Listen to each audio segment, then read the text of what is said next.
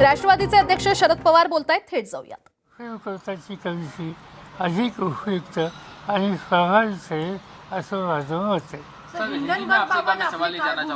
हिंडनबर्गचा report आला आणि त्यानंतर हे सगळं सुरू झालंय, त्यावर टार्गेट करण्यात आलं. हिंडनबर्गच्या रिपोर्ट बाबत काय? नाही, पॉईंट असा मला हिंडनबर्ग कोण हे माहिती नाही. त्यांचा डिफॉल्ट वर्तमानपत्रात मी वाचला. एक कंपनी परदेशाची ती या देशातल्या परिस्थितीच्या संबंधीची काही भूमिका घेते, त्याच्यावर किती आपण लक्ष केंद्रित करायचं याचा विचार केला पाहिजे. त्यापेक्षा सुप्रीम कोर्टाची कमिटी ही अधिक प्रभावी ठरेल असं मला वाटतं. कुठलीतरी बाहेरची एखादी संघटना ती आम्हाला सांगणार यापेक्षा या देशातल्या सुप्रीम कोर्टाने आम्हाला सांगितलं तर ते लोकांच्या अधिक विश्वासाला पात्र ठरेल. सर, पण या पद्धतीने काँग्रेस आणि इतर जे विरोधी पक्ष आहेत ते डिमांड करतात, जेपीसी तुम्ही त्यांना समजवायचा प्रयत्न कराल, कारण की बाकी सगळे विरोधी पक्ष झाडून आपसह शिवसेनेचे उद्धव ठाकरे गटासह म्हणतात की जेपीसी व्हावं. ठीक आहे, त्यांचं जरूर मत आहे, त्याचा मी सन्मान करतो. ज्या मी बैठू त्यावेळी माझं मतही सांगेन, पण चर्चा ज्यावेळी होईल त्यावेळी या ठिकाणी हे बसता येईल. 18-19 पक्ष या ठिकाणी एकत्र आल्याची गोष्ट खरी आहे, पण ही गोष्ट त्या 18-19 जणांना जेपीसीमध्ये संधी मिळणार नाही आहे. कारण ज्यांची संख्या 1-2 वगैरे आहे त्यांना त्या ठिकाणी संधी मिळणार नाही. ठराविक काही पक्षांना संधी मिळेल. पण संदर्भामध्ये प्रश्न निर्माण करत आहेत राहुल गांधी, आणि त्यावरून पूर्ण देशामध्ये एक नेरेटिव्ह सेट करायचा प्रयत्न करतात. त्याबद्दल तुमची भूमिका काय आहे? माझी भूमिका काय मी आता सांगितलं नाही, 20,000 कोटीच्या संदर्भामध्ये एक वेगवेगळा आक्षेप केला जातोय. LICचे पैसे, EPFचे पैसे, ते खरं सांगायचं म्हणजे 20,000 कोटी वगैरे याचे आकडेवारी माझ्याकडे नाही. ती माहिती घेऊन मी बोलेन. एखादा ॲलिगेशन मी करेल तर त्याची माहिती माझ्याकडे असली पाहिजे. ती माहिती माझ्याकडे नाही. विरोधी पक्षांची म्हणजे एकीकडे हे सगळे विरोधी पक्ष एकत्र येत असताना या भूमिकेमुळे एक विरोधी पक्षांच्या एकत्र येण्यावर कुठेतरी याचा परिणाम होऊ शकेल का या वेगळ्या भूमिकांवर? असं आहे की ज्या वेळेला अनेक पक्ष एकत्र बसतात त्यावेळेला काही प्रश्नावर मतभेदता असू शकते. आता उदाहरणार्थ आम्ही खडगेंच्या घरी आत्ताच हल्ली एक मोठी मिटिंग घेतली आणि त्या मिटिंगमध्ये सावरकरांचा विषय निघाला. तर त्या मिटिंगमध्ये मी सावरकरांच्याबद्दलची भूमिका मांडली. चर्चा झाली, पण नंतर ती चर्चेच्या नंतर विषय संपला. तर त्याच्याबद्दल चर्चा होत असते, मतभिन्नताही असू शकते, मतं मांडण्याची संधी असते.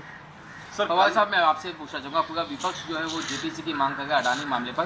आपने अपना जो मत है वो एक अलग पेश किया है, उसके बारे में जानना चाहेंगे कि मैंने कोई अलग कोई खास बात की ऐसी नहीं है.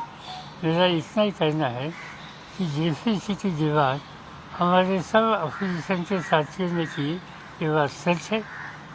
हमारे पार्टी के भी प्रतिनिधि उस मीटिंग के थे, ये भी बात सच है. मगर हमें ऐसे लगता है कि जेपीसी का जो कॉम्पोजिशन होगा, ये कॉम्पोजिशन में समझो 21 सदस्य की जेपीसी हो तो इसमें 15 लोग रूलिंग पार्टी के रहेंगे और 5 या 6 लोग अपोजिशन के रहेंगे. तो जहाँ ओवरवेलमिंग मेजॉरिटी रूलिंग पार्टी की है, वहाँ देश के सामने सच्चाई क्या है वो कहाँ तक आएगी, इस बारे में कोई भी आशंका पैदा कर सकता है.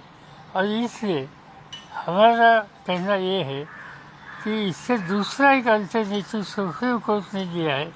वो खुद कमिटी अपॉइंट करना चाहते हैं कि उन्होंने, तो शायद इसकी क्रेडिबिलिटी वो ज़्यादा रहेगी. सर, आपने ये भी कहा कि अडानी को क्रिटिसाइज करना सही नहीं है. अडानी जैसे लोग अच्छा काम करते हैं उनका ऐसे मैंने कहा नहीं, ये मेरे मुँह पर आवाज़ डालिए. मैंने ये कहा कि एक ज़माना ऐसा था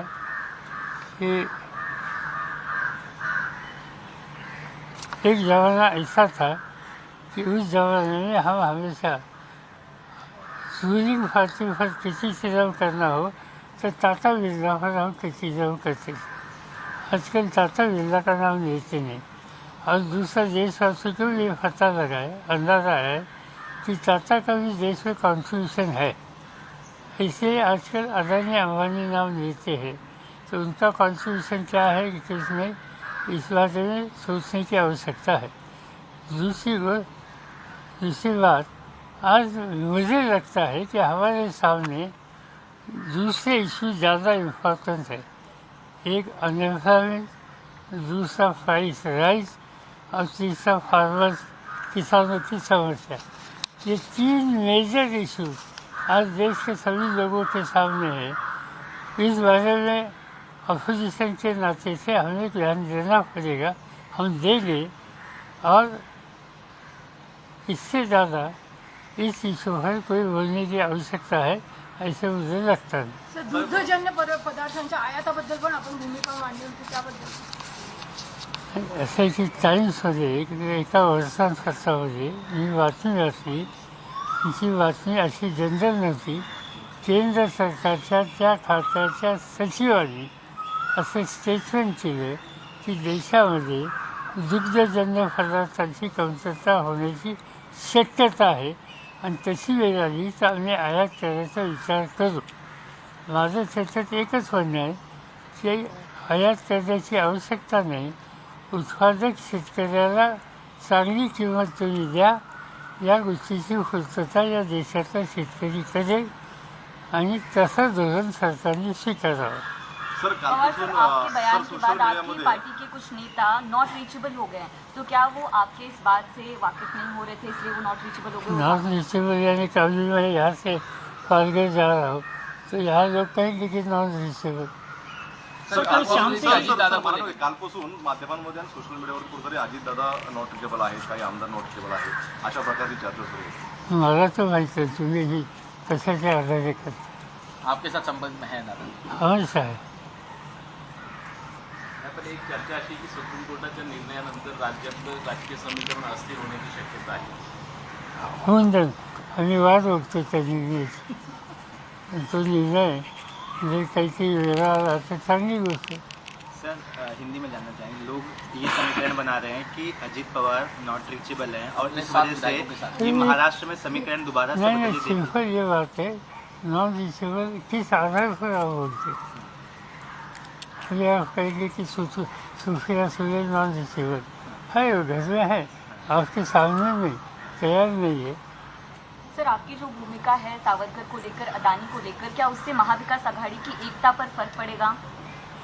मैं जहाँ तक सावरकर की बात है,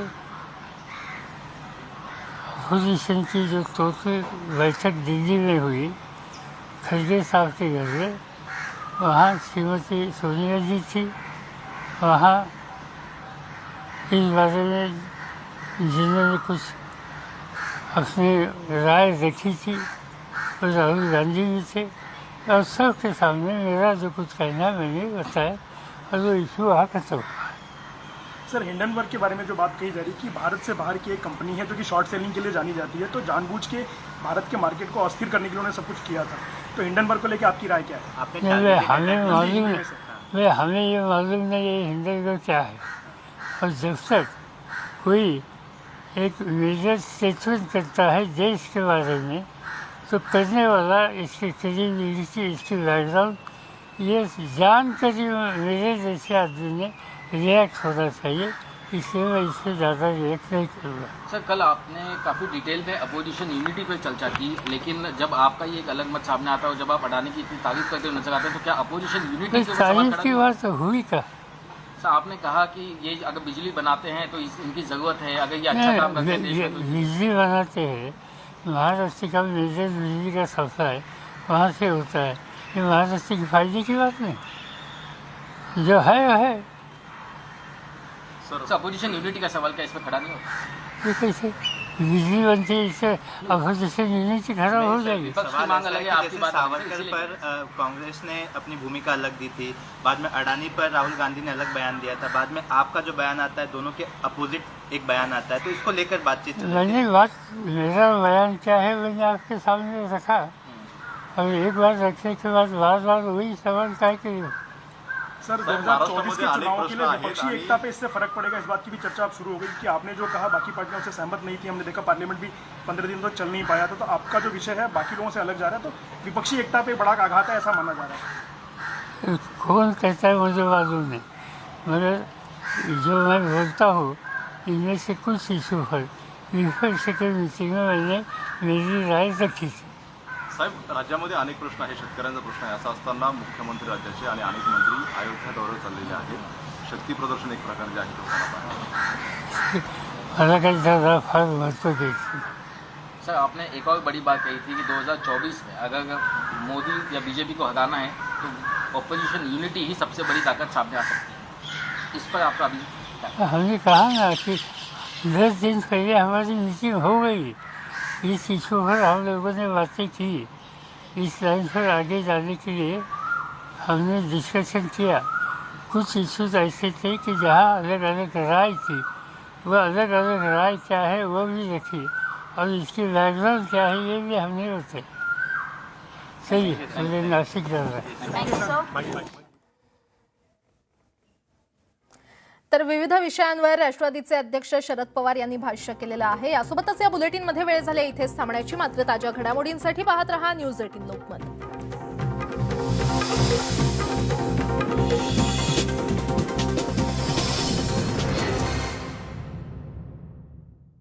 पाथखेड इथल्या अंबिका देवी